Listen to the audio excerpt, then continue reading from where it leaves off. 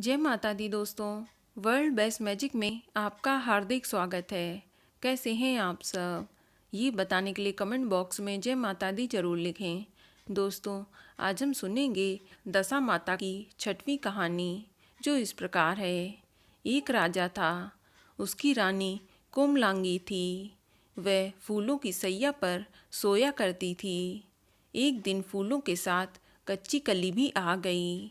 कच्ची कली के कारण उसे रात को नींद नहीं आई और वह करवटें बदलती रही। इस पर राजा ने पूछा, प्रिय, आज क्या बात है जो तुम्हें नींद नहीं आ रही है? रानी ने बताया कि आज फूलों में एक कच्ची कली आ गई है।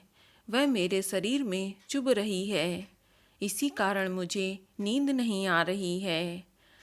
राजा के शयन कक्ष में एक दीपक जल रहा था, जिसे ज्योति स्वरूप कहते थे।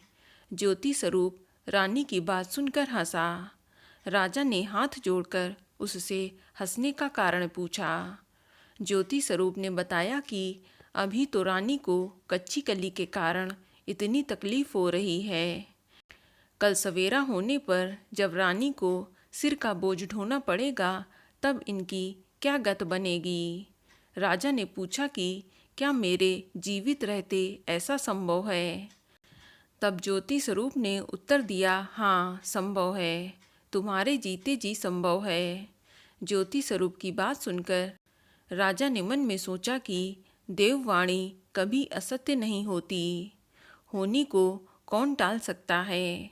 रानी को अवश्य ही बोझा ढोना पड़ेगा, परंतु ये तो हो सकता है कि यदि मैं इसे एक संदूक में बिठाकर समुद्र में बहा दूं, तो संभव है कि ये बोझा ढोने से बच जाए, क्योंकि समुद्र में डूब जाने पर बोझा ढोने से बच जाएगी।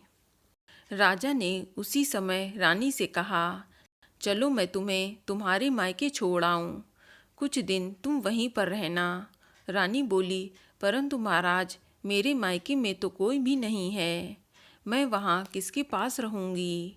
राजा ने कहा कि तुम्हारे गौत्रज संबंधी वहाँ बहुत अच्छी दशा में हैं, मैं उन्हीं के पास तुम्हें भेज देता हूँ।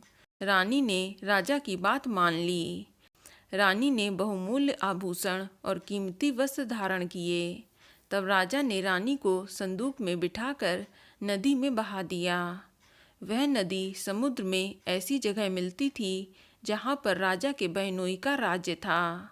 समुद्र से मोती निकालने का ठेका राजा के बहनोई ने ही ले रखा था। वह संदूक बहता बहता जब राजा के बहनोई के इलाके में पहुंचा, तो उसने मल्लाहों को आज्ञा देकर संदूक को समुद्र के बाहर निकलवा लिया। संदूक को उसने अपने महल के शयन कक्ष में भिजवा दिया और आदेश दिया कि मेरे पहुंचने तक इसे कोई नहीं खोले। राजा का बहनोई, जो उस जगह का स्वयं राजा था, उसके शयन कक्ष में संदूक के पहुंचते ही रानी को पता चला कि इस संदूक को राजा ने समुद्र में पाया है, तो वह फौरन शयन कक्ष में आ गईं। उसने पहरेदारों को हट जाने को कहा। रानी ने संदूक खोल लिया। उसे संदूक के अंदर 16 श्रृंगार किए एक स्वर्ग सुंदरी मिली। रानी ने अपने मन में सोचा कि यदि राजा इसको इस दशा में देखेंगे तो इसके ही हो जाएंगे और मुझे छोड़ देंगे। इसीलिए उसने उस रानी के सब जेवर कपड़े उतार कर उसे फटे पुराने कपड़े पहना दिए और संदूक में ही बंद कर दिया। राजा जब बाहर से महल में आए तो उसने रानी को अपने शयन कक्ष में बुलाया और रानी से पूछा कि क्या तुमने देखा है कि इस संदूक में क्या है? रानी ने उत्तर दिया कि मैंने कुछ नहीं देखा, मुझे नहीं पता कि इस संदूक में क्या है। राजा ने रानी के सामने संदूक खुलवाया तो उसे संदूक के अंदर फटे पुराने कपड़े पहने एक स्त्री दिखाई दी, जो भिखारिन सी लग रही थी। रानी ने कहा कि ये कोई भिखारिन लग रही है, इसको कारखाने में भिजवा दिया जाए, वहाँ लकड़ी ढोकर अपना जीवन निर्वाह करती रहेगी। राजा ने रानी के कहने अनुसार उसे कारखाने में ही भिजवा दिया। एक दिन रानी की सहेली नदी में स्नान करके दशा माता का डोरा ले रही थीं।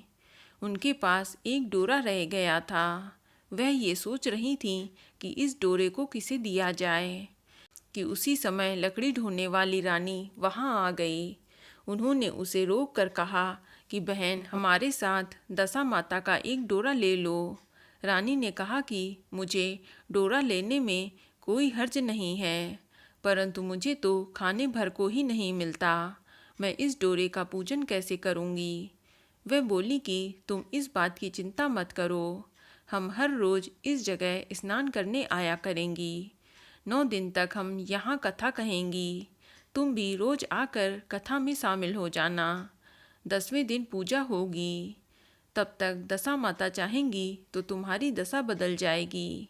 रानी ने दशा माता का ध्यान करके डोरा ले लिया।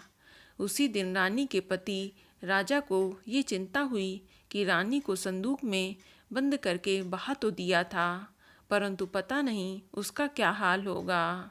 उसकी खोज खबर लेने के लिए राजा एक नौका पर बैठकर नदी की यात्रा करता हुआ अपने बहनोई के यहाँ पहुँचा। संध्या के समय वह अपनी बहन से बोला, मेरे हाथ पैरों में बहुत दर्द हो रहा है, किसी दबाने वाले को बुलवा लो। तब उसकी बहन ने लकड़ी ढोने वाली भिखारिन को बुलवाने की आज्ञा दी।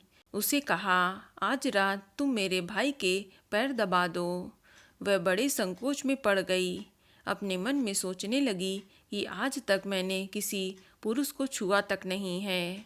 रानी अपने भाई के पैर दबाने के लिए उस पर जोर डाल रही थीं, इसलिए लाचार होकर उसने हाँ कर दी।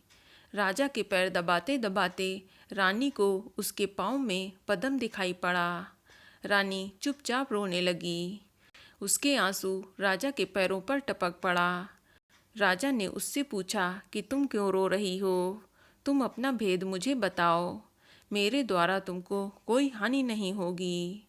रानी बोली कि जैसा पद्म आपके पैर में है, वैसा ही पद्म मेरे पति के पैर में भी था।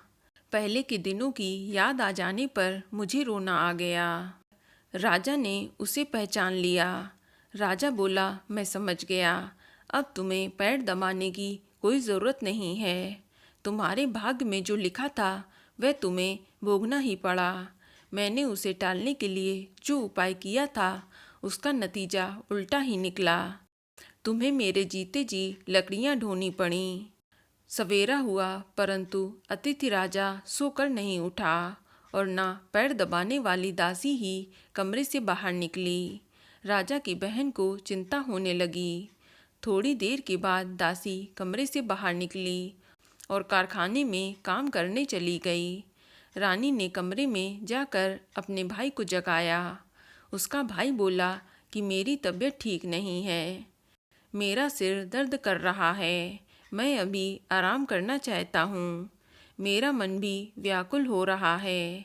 रानी ने पूछा कि आखिर बात क्या है, कुछ तो कहो।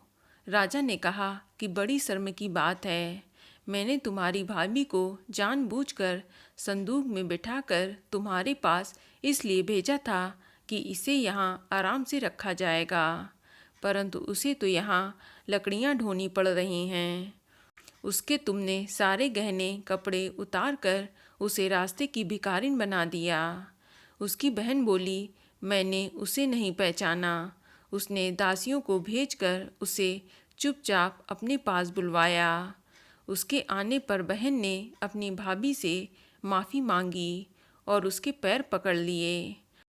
कुछ दिनों तक राजा अपने बहनोई और बहन के यहाँ रहकर रानी को साथ लेकर राजधानी लौट आया। रानी ने अपने महल में पहुंचकर सुहागिनों को न्योता भेजा।